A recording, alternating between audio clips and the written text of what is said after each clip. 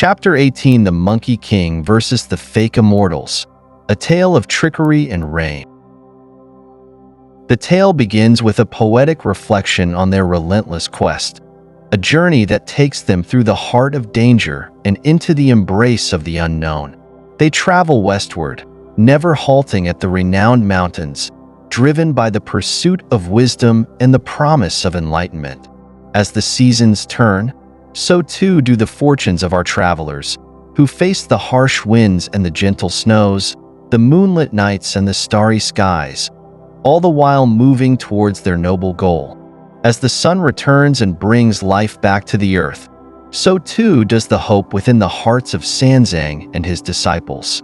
The world around them is reborn with the blossoming of flowers, the gentle thaw of the mountain springs, and the growth of new shoots. It is in this time of renewal that our heroes find themselves in the realm of Tarikart, a place where the Buddhist monks are in dire straits. The story unfolds as the disciples, led by the ever-resourceful Wukong, the great sage equaling heaven, encounter a distressing scene. A group of Buddhist monks, dressed in rags and bearing the weight of oppression, are toiling under the burden of kiln bricks, tiles, and adobe bricks. Their shouts of exertion echo through the air, a sound that initially terrifies Sanzang and his companions. Wukong, with his keen senses and boundless curiosity, leaps into the air on a cloud to investigate the source of the noise. From above, he observes the city of Tarikart, shrouded in an auspicious light with no signs of evil. Yet, the monks' cries of labor and the Taoist priests' luxurious attire tell a tale of a land where the followers of Buddha are persecuted. The priests, adorned with star crowns and brocade clothes, exude an air of arrogance and superiority. They oversee the monks with a sense of entitlement, ensuring that the Buddhists' efforts to build a monastery are met with ridicule and hardship. Wukong, in his wisdom, decides to transform himself into a wandering Chuanjian Taoist, complete with a bamboo drum and a food basket, to better understand the situation. Approaching the city gates, Wukong greets the Taoist priests with a humble bow, inquiring about the city's devotion to the way and its followers. The priests, boastful and proud, reveal that their king is a devout follower of Taoism and that the three great immortals, tiger power, deer power, and antelope power, have won the king's favor with their magical abilities. Wukong, playing his part, expresses a desire to meet these revered immortals, and the priests, caught up in their own importance, agree to introduce him. However, before they can proceed, they must ensure that the Buddhist monks are working diligently. Wukong, ever the observer, notes the fear in the monks' eyes and the desperation in their labor. As the priests discuss their control over the Buddhist monks, Wukong learns of the king's prejudice and the destruction of the monasteries. The monks have been reduced to slaves, their ordination licenses revoked, and their freedom stripped away. Wukong's heart sinks with the weight of this injustice, and he resolves to find a way to help these suffering souls. In a moment of inspiration, Wukong claims to be searching for a lost uncle among the monks. The priests, unsuspecting, allow him to search among the crowd. Wukong's disguise as a Taoist is so convincing that the monks fear him, believing him to be one of their oppressors. It is only when Wukong reveals his true identity as Sun Wukong, the disciple of the great Tang's holy priest, that the monks realize they have an ally. Wukong's plan to free the monks is met with resistance from the Taoist priests, who refuse to release the monks into his care. Enraged by their stubbornness and the injustice they represent, Wukong unleashes his iron cudgel, striking down the priests and freeing the monks from their supervision. The monks, though initially frightened by Wukong's actions, are soon reassured by his promise of protection. He provides them with magical tokens that will keep them safe and instructs them to scatter and await his return. With the monks now safe, Wukong and his companions make their way to the city, where they are welcomed by the monks of the Deep Wisdom Monastery, a place of refuge in this land of Taoist dominance. As the sun sets and the city prepares for the night, Wukong, unable to sleep, ventures out to investigate the sounds of music and ritual. He discovers the Temple of the Three Pure Ones, where the Taoist priests are performing a star ritual, a ceremony dedicated to the Immortals. Wukong, ever the trickster, decides to disrupt the ceremony and shares the plan with his companions, Pig and Friar Sand. Together, they transform into the very Immortals the Taoists worship, replacing the statues in the temple with their own forms. As they sit atop the pedestals, they feast on the offerings, indulging in the fruits of the monks' labor. However, their celebration is short-lived when a young Taoist priest, searching for his lost bell, stumbles upon the scene and is startled by Pig's laughter.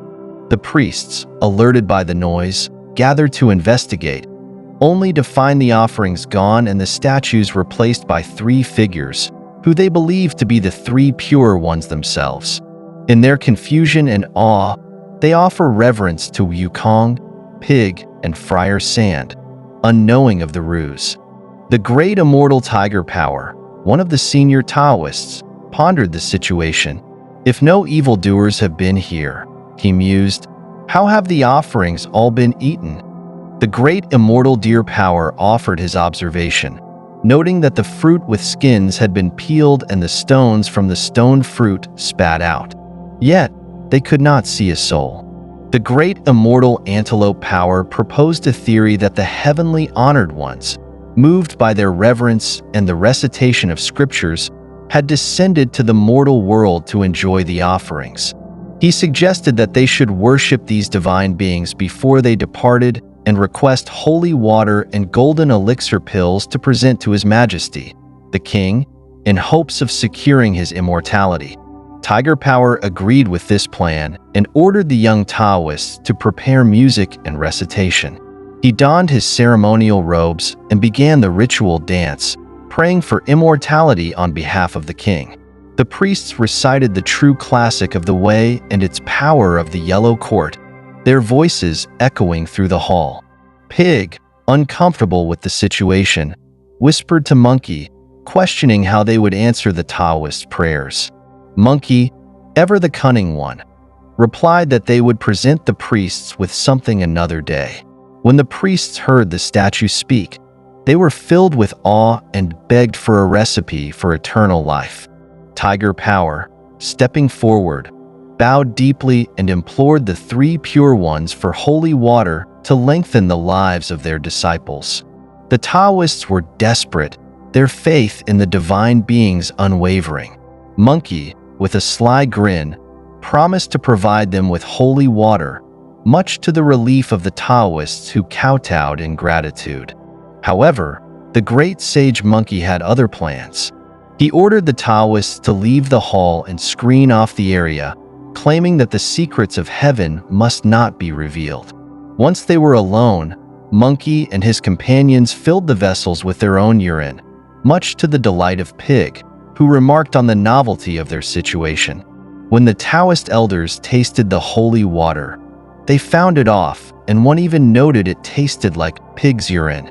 Realizing his prank had been discovered, Monkey decided to reveal their true identities. He shouted that they were not divine beings but Buddhist monks from the Great Tang, traveling west on imperial orders. He revealed that the holy water was, in fact, their urine. Enraged, the Taoist priest began to throw objects into the hall, but Monkey, with his companions, made a swift escape on a cloud, returning to the Deep Wisdom Monastery without disturbing their master, the Tang priest. The following day, the Tang priest, aware of the king's court session, prepared to show his passport and obtain an exit permit. Monkey, Pig, and Friar Sand quickly dressed and accompanied their master to the palace. The Tang priest suggested that they escort him to the palace, fearing that the king, influenced by the Taoist priests, might refuse their exit permit.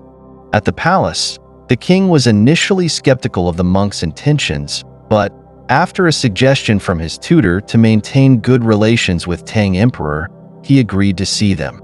The monks presented their travel document, but before the king could make a decision, the Taoist masters arrived, demanding the monks' capture. The Taoists accused the monks of murder, destruction, and deception, claiming that they had been tricked into drinking urine. The king, furious at these accusations, ordered the execution of the monks. However, Monkey pleaded for a chance to defend themselves, questioning the Taoist claims and pointing out the lack of evidence. The king, now indecisive, was approached by a group of village elders who requested rain for their parched lands. Seizing the opportunity, the king proposed a rain-making competition between the monks and the Taoists. If the monks could bring rain, they would be pardoned and allowed to continue their journey. If they failed, they would be executed. With a confident smile, Monkey accepted the challenge. The Taoist master, Great Immortal Tiger Power, began the ritual, using his magic wand to signal the elements. With each sound of the wand, he claimed to summon wind, clouds, thunder, lightning, and rain.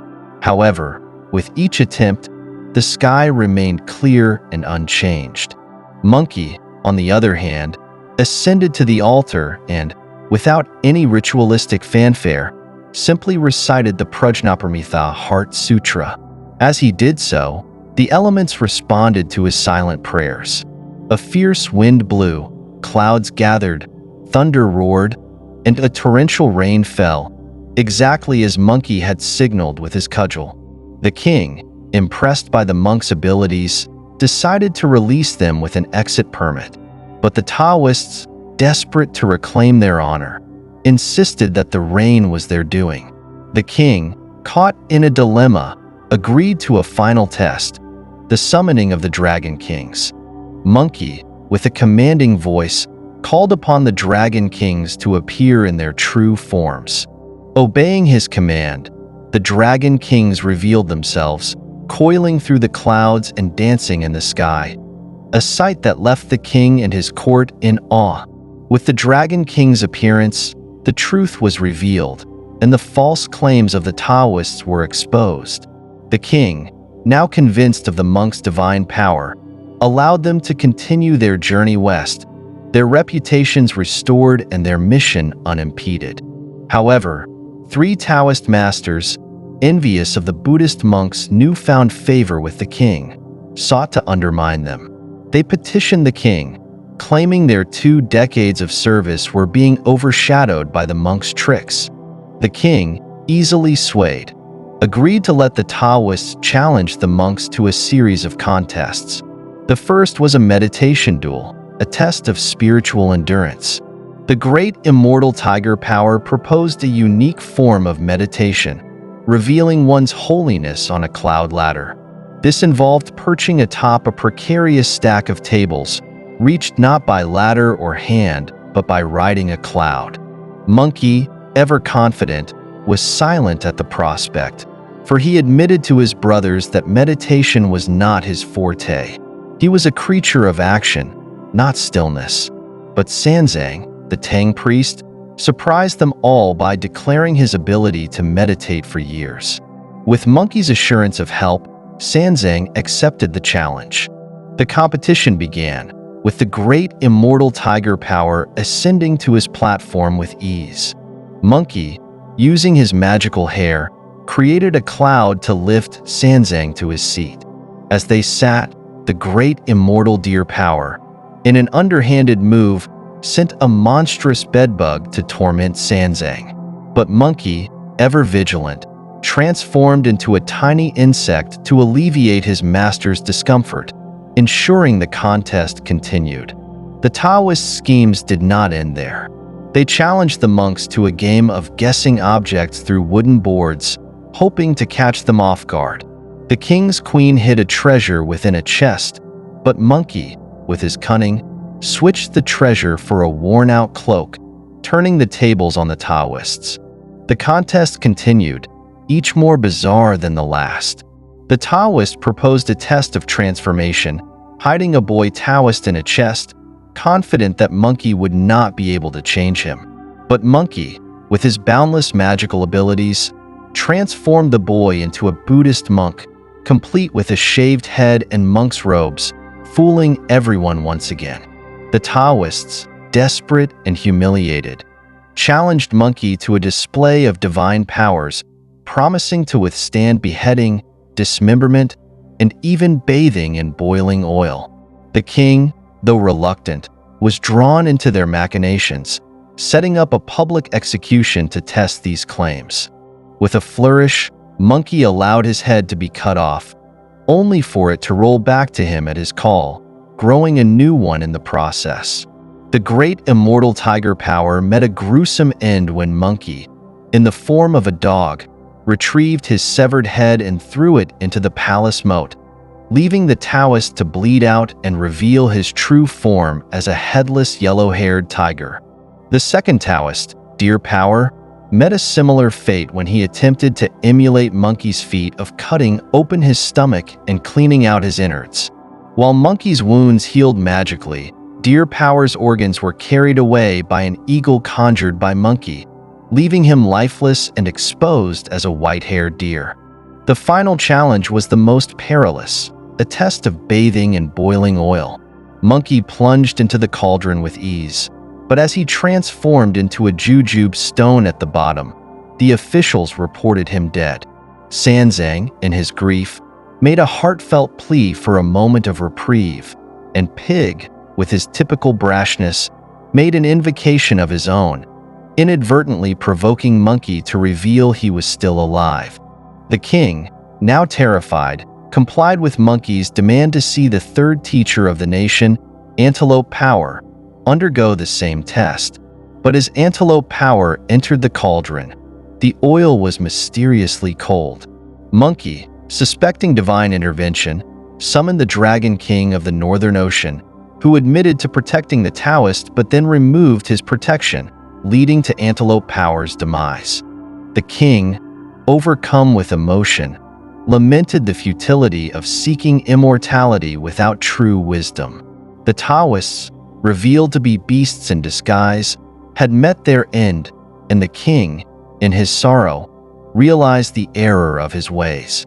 Monkey, ever the clever one, seized the moment to remind the king of the importance of balance and harmony, advocating for the unity of the three teachings: Buddhism, Taoism, and Confucianism.